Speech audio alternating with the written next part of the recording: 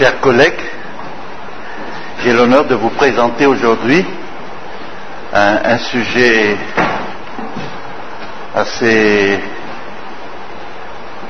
original puisque ce sont des facteurs déterminants une politique de lutte contre le paludisme. Au niveau du service de lutte contre le paludisme, on a mis presque 2 ans pour arriver à accoucher d'une déclaration de politique nationale de lutte contre le paludisme. Donc il serait très intéressant de voir les démarches pour arriver à cette déclaration de politique et bien comprendre les manières de raisonner, surtout, pour arriver à cette déclaration de politique.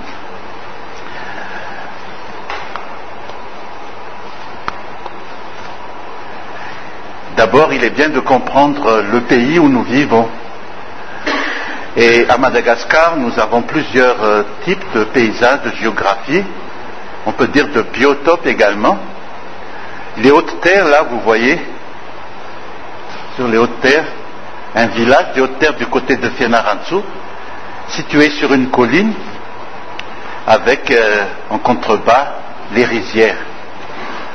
Donc il faut comprendre cette géographie sur les hautes terres centrales qui se trouvent sur des hauteurs de 1300 mètres environ. Ensuite peut-être village du sud du pays, du côté d'Ampani, dans le sud subdésertique. Vous voyez le type de village. Et là, si vous réfléchissez, la difficulté de faire des aspersions intradomiciliaires dans ces genres de cases, et comment mettre les moustiquaires aussi dans ces genres de cas, c'est assez très difficile. On peut mettre la maison dans le moustiquaire. Tuliar, zone à risque épidémique. Vous voyez, dans la ville de Tuliar, après l'inondation en janvier, on avait 4 fois la pluviométrie normale, 5 fois la pluviométrie normale. Donc ce sont les gîtes que vous voyez dans la ville de Tuliar même. Un autre type de village du nord-ouest du pays, vous voyez, c'est assez sec. Et vous comprenez qu'on ne peut pas avoir une politique vraiment uniforme pour tous ces cas. Il faut raisonner autrement, surtout dans la mise en œuvre. Alors nous allons imaginer un processus de décision au niveau d'un village pour voir le raisonnement d'un paludologue pour construire sa politique. Alors, mettons-nous dans un village qu'on peut appeler Tâche-Village, qui a un problème. Son problème, c'est que les plantations de maïs et les rizières sont détruites pendant la nuit. Mettez-vous donc dans ce cadre du village. C'est peut-être la mortalité liée au paludisme. Comment résoudre ce problème? Le chef de village fait venir le grand devin du village pour détecter la cause du problème. Et que dit le devin? Il dit, les dévastateurs des plantations viennent du fleuve qui passe au sud du village. Entre parenthèses, c'est la relation entre le problème et quelque chose de visible, de concret. C'est peut-être l'affaire, c'est peut-être les vecteurs. Donc mettez-vous dans ce cadre de ce village. C'est la conclusion du devin. Et que dit le chef du village? Il désigne un groupe de sages pour identifier les malfaiteurs. Alors ils ont trouvé le problème. Ils ont dit c'est le groupe a conclu qu'il s'agit d'un gros hippopotame. Vous aussi peut-être vous avez déjà trouvé la cause de la mortalité. Et le chef demande au groupe de lui proposer des approches possibles pouvant permettre la résolution du problème. Alors vous voyez, qu'est-ce qui arrive tout de suite à l'esprit du groupe? Supprimer le fleuve. Bon. D'autres pensent il faut aller dans le fleuve, plonger dans le fleuve et attaquer la plus grande partie de l'animal. Ils raisonnent tout ça. Et une troisième option, c'est attaquer l'animal par sa partie visible. Vous êtes dans ce Tâche-Village. Et on peut faire un parallèle tout de suite. Où sont traités les malades? Peut-être à l'hôpital, 5%, dans les dispensaires, 15%, à la maison, 80%. Il y a ceux qui veulent détruire le fleuve en entier, dévier le fleuve. ceux qui veulent prendre l'animal par le gros de l'animal et d'autres les parties visibles. Quelle est la décision du chef et du groupe? Ils ont bien discuté, ils ont raisonné, et le chef décide que la résolution du problème se fera par étapes et par la mise en œuvre des approches dans un ordre bien déterminé. Donc ils ont réfléchi au problème, ils ont réfléchi aux causes, ensuite ils vont ordonner ce qu'il faut faire.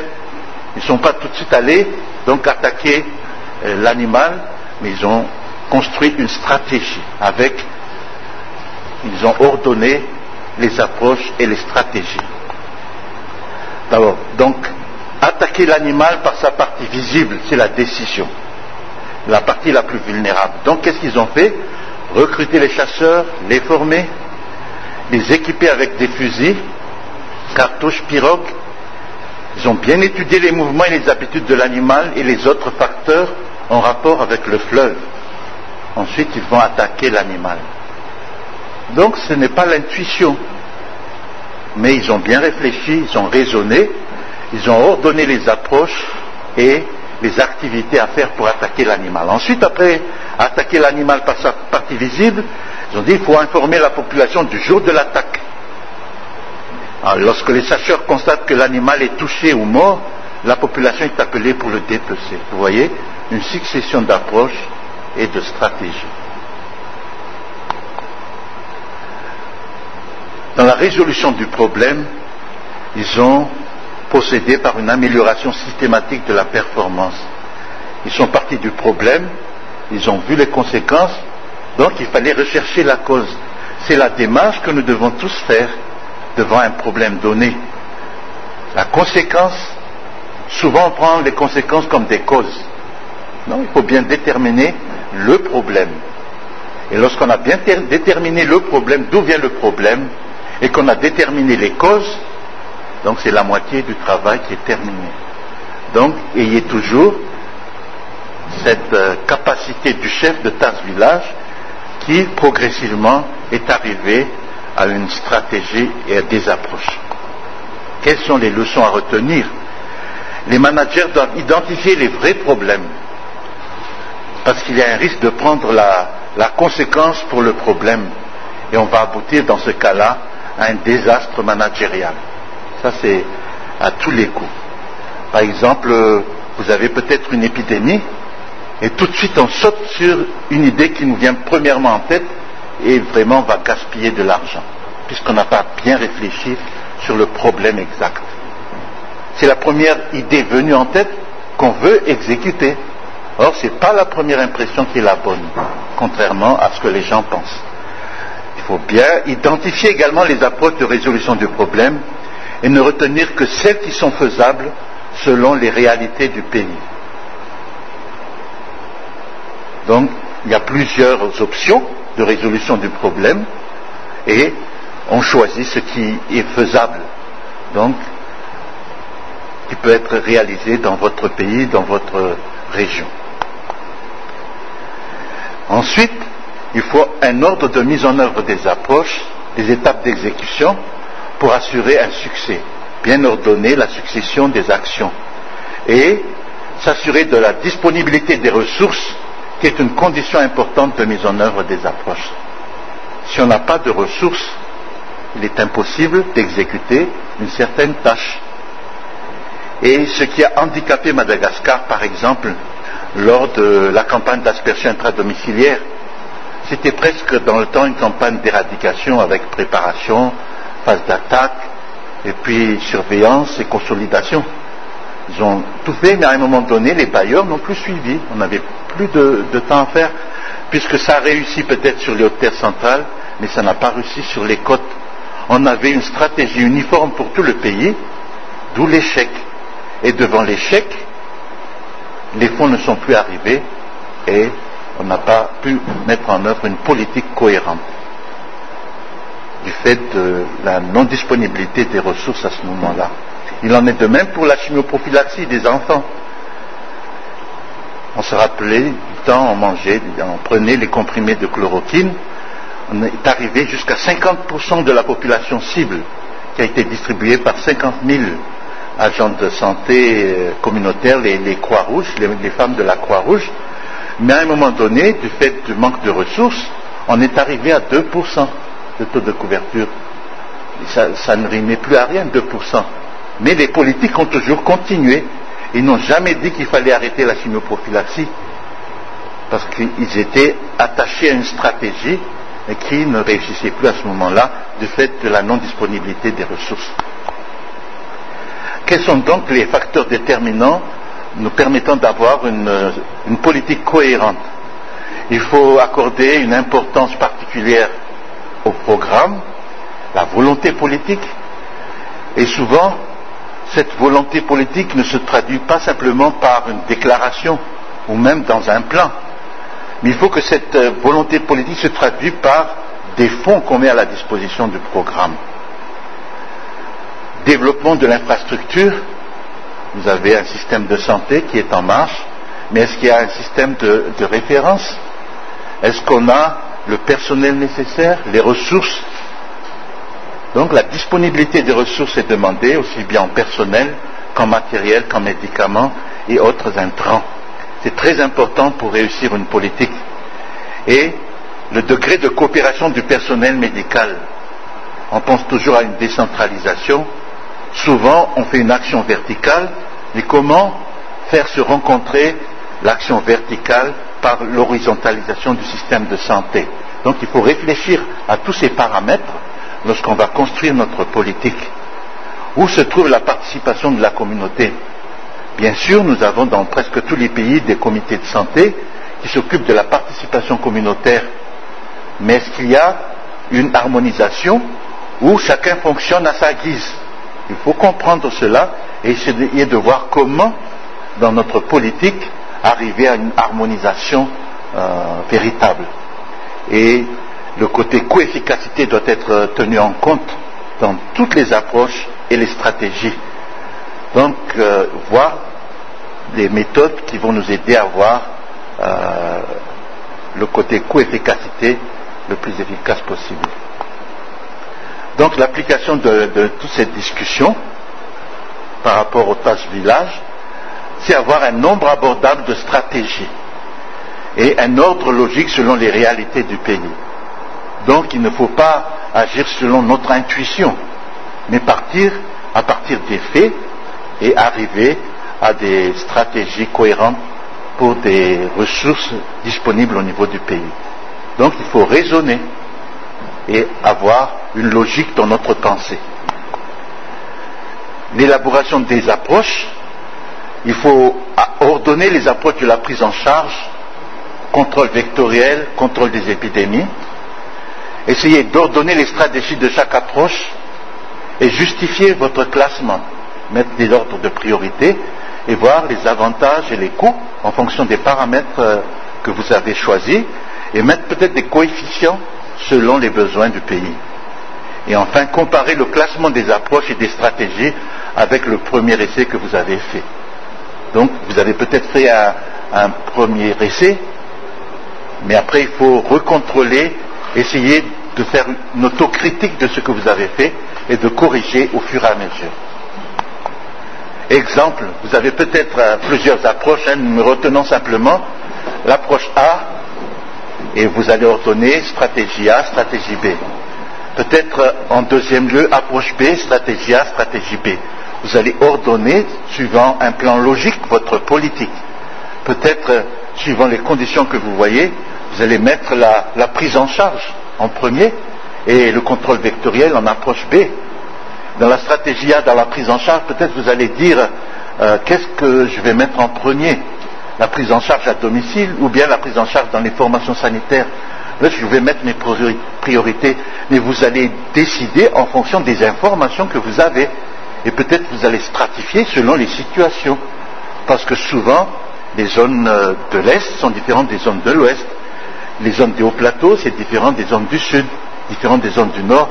Et par rapport aux paramètres que vous avez, vous allez ordonner vos approches et vos stratégies. Quelles sont les conclusions donc de cette première partie de discussion avec le chef de village? Il faut suivre une méthode logique et systématique de résolution du problème de la mortalité due au paludisme. Une suite logique, avec méthode. Ordonner les approches et les stratégies pour améliorer la prise en charge et le contrôle vectoriel en fonction de plusieurs facteurs. Et nous connaissons les facteurs et les paramètres que nous allons prendre. Mais aujourd'hui, nous allons insister sur une méthode particulière, c'est l'approche épidémiologique. Nous allons choisir cette approche pour pouvoir choisir une politique. Dans l'approche épidémiologique du contrôle du paludisme, nous allons voir, lorsque nous allons élaborer notre politique, tenter de mesurer la distribution de la maladie. Donc poser toutes les questions possibles sur la distribution de maladie. Ensuite, essayer d'expliquer cette distribution par les facteurs déterminants suivants. C'est peut-être le facteur biologique, environnemental, facteur social, comportemental, économique. Donc vous allez étudier tous ces facteurs et par rapport à ces facteurs, vous allez essayer de faire une priorisation, vous allez mettre des coefficients et vous allez choisir la politique qui va convenir à votre pays ou votre région.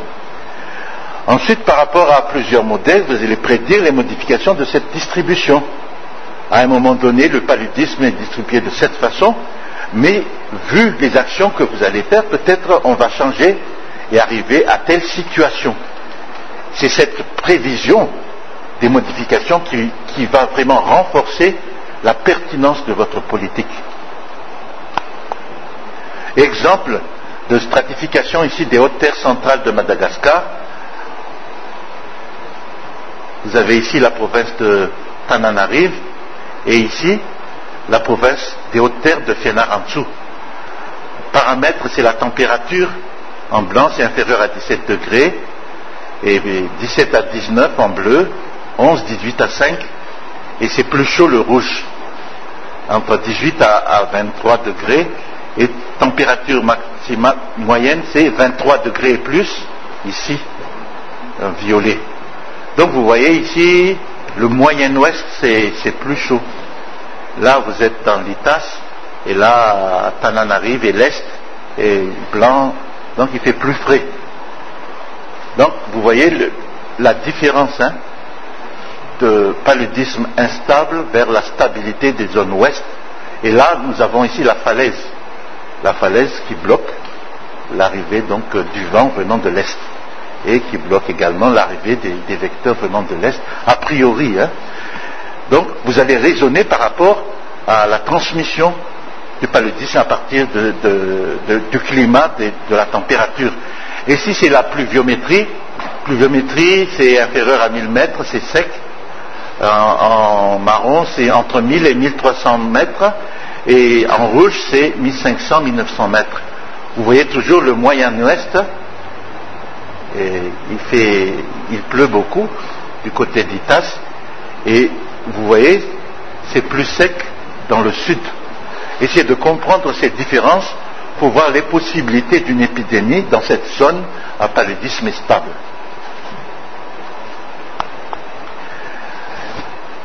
Ensuite, il faut évaluer la situation du paludisme dans votre pays.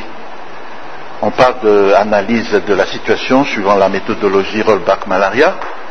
C'est une analyse de la politique qui est déjà dans le pays. Il faut comprendre la politique actuelle.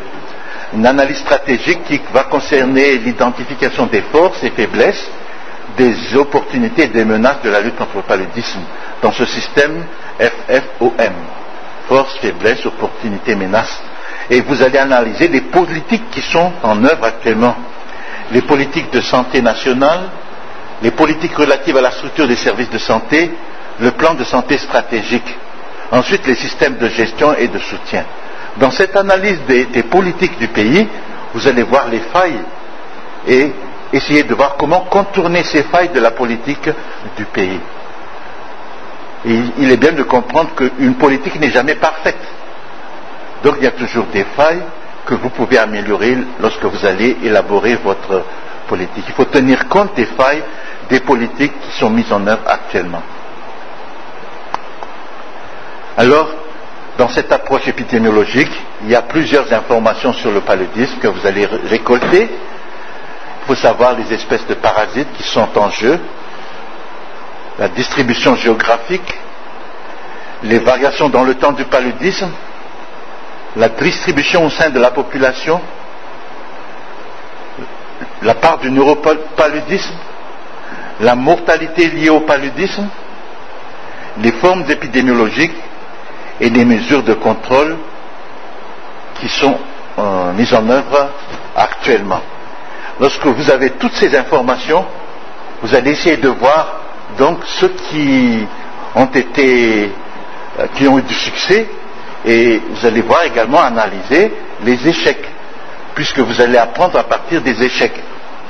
Par exemple, à Madagascar, vous avez pu entendre la campagne d'aspersion au niveau des Hautes-Terres centrales et au niveau même de tout le pays. Donc réussite au niveau des Hautes-Terres centrales, échec au niveau des zones côtières. On n'est jamais descendu en dessous de 10%.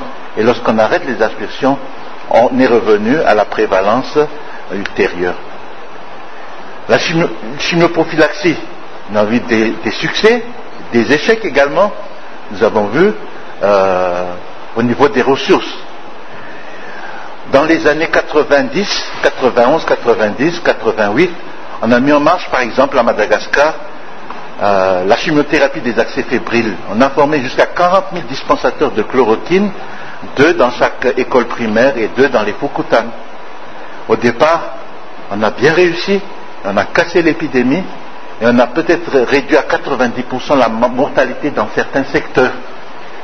Mais ensuite, du fait du succès, on a relâché, ou bien on n'a pas mis en œuvre un système de supervision pour le suivi des actions et l'échec de cette mise en œuvre. La stratégie n'était pas un échec, mais c'est la suite qui a été un échec. Donc il ne faut plus répéter les mêmes erreurs et vous allez le mettre dans votre politique. Quel est le rôle de notre paramètre? Ce sont les aspects sociaux et les aspects économiques. Vous voyez ici, situation économique et sociale, paludisme et les activités de contrôle. Il y a interrelation, aussi bien positive que négative, entre la situation économique et la situation du paludisme.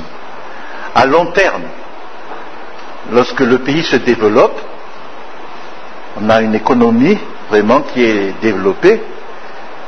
Nous pouvons citer le cas de l'Italie. On arrive à l'éradication du paludisme. Donc à long terme, la situation économique et sociale peut avoir un effet bénéfique sur la situation du paludisme. Pourtant, à court terme, on peut avoir un effet inverse. On peut aggraver le paludisme. Pourquoi? Peut-être on développe l'agriculture, on fait des rizicultures 3 fois dans l'année sur les Hautes-Terres centrales, on développe, on a beaucoup de riz, mais en même temps on a beaucoup de transmission. On développe une riziculture dans le sud, dans une zone qui est peut-être instable, on est en voie d'endémisation. Donc vous voyez, on arrive à des cas de situation de paludisme plus grave. Ou bien on crée des gîtes artificiels lorsqu'on construit des routes ou lorsqu'on construit des barrages. Dans le sud, maintenant, on prévoit de construire des impluviums pour lutter contre la sécheresse. Donc à court terme, on va provoquer une pullulation des vecteurs. Donc il faut essayer de comprendre tous ces phénomènes-là, parce qu'il y a donc relation entre ici et la situation du paludisme, et également les activités du contrôle du paludisme. L'économie marche mieux, on peut avoir donc des ressources pour lutter contre le paludisme. Ça, il faut le prendre, et cela a un effet sur la situation du paludisme. Donc, cet aspect social et économique du paludisme est très important. Et il faut le voir que c'est différent suivant les régions. Et dans tous les pays, nous avons plusieurs régions avec des strates vraiment très différentes. Il faut penser à ces différences. Dans l'aspect social, il faut retenir qu'il y a une corrélation négative entre le paludisme et l'éducation de la mère. Corrélation négative entre le paludisme et le revenu du père. Donc, on peut se demander qu'est-ce qu'il faut faire. Est-ce qu'il faut développer l'éducation de la mère et augmenter le revenu du père pour lutter contre le paludisme, ou engager beaucoup plus de ressources pour les activités de contrôle. Donc il y a une discussion à continuer. Un paramètre à étudier, et que vous allez bien étudier, c'est l'intensité du paludisme. Il faut comprendre l'incidence, la prévalence, la mortalité, taux d'inoculation entomologique, et aussi bien concernant l'infection palustre que la maladie palustre. Mais nous sommes surtout intéressés par la maladie. Quelle est l'incidence de la maladie? Quelle est la prévalence et la mortalité? Et aussi les relations avec les vecteurs. Lorsque nous connaissons les vecteurs, nous n'allons pas faire des erreurs dans les méthodes de contrôle. Comme par exemple, première impression qui vient dans un décideur, en cas de paludisme, tout de suite faire la campagne d'aspersion partout dans Madagascar. Est-ce que c'est faisable? Est-ce que c'est logique? La mortalité, où se trouve la mortalité? La mortalité, à un moment donné, si vous vous mettez en 86-87 à Madagascar, on pense toujours que le paludisme était dans les zones côtières. Effectivement, ça tue les enfants. Mais les adultes, lorsqu'ils survivent jusqu'à l'âge adulte, ils arrivent à résister au paludisme. Mais en 86-87, des milliers de gens sont décédés à cause du paludisme et des villages ont disparu même. Les habitants, ils ont quitté le village à cause du paludisme et on a donné un nom de Bémangourt. Et Bémangourt, même le nom fait peur. Et il faut bien comprendre où se trouve la mortalité à ce moment-là. Et le gouvernement à l'époque a bien ciblé donc l'action au niveau des Hautes-Terres centrales par une campagne d'aspersion intradomiciliaire sélective. Et on a vu le résultat, on a pu vraiment baisser la transmission et maintenant on est plus ciblé dans les actions à mener. Donc il faut bien réfléchir. Maintenant également il y a beaucoup de gens qui demandent moustiquaires sur les Hautes-Terres centrales, mais des moustiquaires partout, même à Tananarive. Les moustiquaires à Tananarive, bien sûr, il y a les culex de 67 hectares, mais ce n'est pas une lutte contre le paludisme, c'est une lutte contre les nuisances. Donc, si vous avez de l'argent pour le palu, il faut bien réfléchir où est-ce que vous allez mettre votre argent pour risquer de faire du gaspillage. Donc, réfléchissez bien comme le chef de tâche du village, et vous allez arriver à de bonnes conclusions. Il ne faut pas se précipiter tout de suite à faire des actions. Et on fait beaucoup d'erreurs dans la précipitation. Prenons le cas de la prise en charge des cas. Nous avons 3 alternatives de priorité. Il faut bien réfléchir à ces alternatives. Il y a plusieurs options. Traitement des malades, raccourcir la maladie, prévenir les décès. Là on ne pense pas à la transmission, mais c'est prévenir le décès. Et on ne tente même pas de baisser la morbidité, mais éviter tout simplement que les gens meurent de palu. Deuxième option, c'est réduire la transmission par une lutte antivectorielle. Là, on va un peu plus loin. Alors, est-ce qu'on a cet objectif-là? Est-ce qu'on peut l'atteindre? Est-ce qu'on a les ressources? Est-ce que l'épidémiologie peut nous aider à dire qu'on peut prédire un succès? Donc, il faut poser des questions. Réduction du niveau endémique. Est-ce qu'on peut passer d'un stade hyper à méso jusqu'à hypo? Donc essayez de voir, il y a plusieurs options et par rapport aux informations que vous avez pu recueillir, vous pouvez arriver avec votre équipe à une décision rationnelle. Nous avons un problème de résistance aux médicaments et l'utilisation rationnelle des médicaments. Est-ce que vous avez un système de surveillance? Est-ce que vous connaissez l'épidémiologie de la résistance aux médicaments dans votre pays et ou dans la région? Avez-vous des méthodes de contrôle? Et est-ce que vous pouvez choisir sur l'utilisation des médicaments antipaludiques? Donc, vous voyez, à un moment donné, on avait le choix, devant cette montée de la chimiorésistance, entre artéméter lumefantrine, artésunate amodiaquine, artésunate sulfadoxine pyrimétamine, ou bien amodiaquine et sulfadoxine pyrimétamine. Donc on avait le choix entre quatre sortes de médicaments pour les ACT. Mais en raisonnant, on disait sulfadoxine pyrimétamine, on le garde pour les femmes enceintes pour la TPI. On a vu également que artéméter lumefantrine coûtait presque 2 fois plus cher que artésunate amodiaquine, mais on sait quand même des problèmes de pharmacovigilance avec l'artésunate amodiaquine. Alors il fallait sous-peser tous les risques et avantages, et nous sommes arrivés ensemble à la conclusion qu'on garde artésunate amodiaquine. Donc vous voyez, c'est un raisonnement, mais c'est pas venu tout d'un coup avec l'effet d'une baguette magique. Dans le domaine du contrôle des vecteurs, nous avons des méthodes de contrôle des vecteurs. Et on peut connaître les effets attendus des différentes méthodes et ordonner les approches pratiques. Et lorsque vous avez pu faire cet ensemble d'activités de raisonnement, il est possible de sélectionner la méthode la plus appropriée en fonction des conditions existantes et de votre expérience personnelle. Alors, expérience personnelle, là on peut se mettre à Nalaru. Ça c'est au nord de la province de Tananarive, entre 85 et 2004. Vous voyez ici, nombre de cas. Vous voyez, c'est la période épidémique. Ici, c'est la proportion des cas de paludisme par rapport aux consultants. Ici, c'est les campagnes d'aspersion intradomiciliaire. Donc, c'était des années ici, hein. On ne voit pas trop, jusqu'en 1999. Et vous voyez, avec les caïds, on a baissé vraiment la transmission. Le nombre de cas a vraiment chuté à Nalaru. Et puis là, le seuil, ça c'est le seuil pour le poste sentinelle de surveillance épidémiologique. Vous voyez, ça remonte petit à petit ici et ça a dépassé le seuil ici.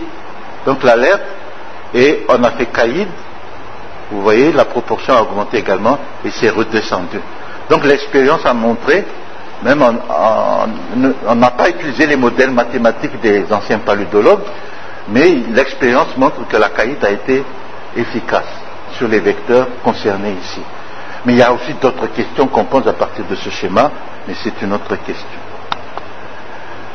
Contrôle des épidémies de paludisme, il faut savoir reconnaître les situations épidémiques, délimiter les zones à risque, analyser le système d'alerte précoce qu'on met en œuvre actuellement. Est-ce qu'il est performant? Est-ce qu'il y a des systèmes à améliorer? Et sélectionner des mesures à court terme et des mesures à long terme. Dans tout le raisonnement que nous avons fait, il faut toujours penser au long terme. Lorsque nous faisons des actions maintenant, à court terme, à moyen terme, quel serait le résultat à long terme? D'où l'importance de mesurer l'efficacité épidémiologique et surtout le mettre en balance avec la faisabilité opérationnelle. Si vous avez choisi dans votre politique une méthode vraiment efficace sur le plan épidémiologique, mais vous ne pouvez pas le mettre en opérationnel, ça ne sert à rien. Donc essayez de faire un équilibre entre ces deux. Donc en conclusion, que peut-on dire de cette méthode d'approche épidémiologique? Ça va nous aider, comme le chef de village Taz Village, à développer une approche. C'est l'approche épidémiologique, c'est l'application pratique de la pensée épidémiologique lors de l'élaboration d'une politique de contrôle. Donc avoir toujours un raisonnement logique, mais ne pas copier tout bêtement ce qu'on a vu dans d'autres pays. Donc avoir un raisonnement logique par rapport à votre épidémiologie. Vous êtes un peu le devin de chef de Taz Village et vous allez sortir donc les éléments essentiels de votre politique. Ensuite, ce n'est qu'une introduction au développement de cette approche. Ce n'est qu'une introduction, à vous de développer à partir de ce que vous allez apprendre et de ce que vous allez avoir en expérience personnelle, et vous serez capable de mettre en œuvre et d'élaborer une politique pour votre pays, pour votre région ou même pour votre village. Et le résultat, vous pouvez sortir une politique comme cette politique nationale de lutte contre le paludisme de Madagascar. Je vous remercie et bonne continuation.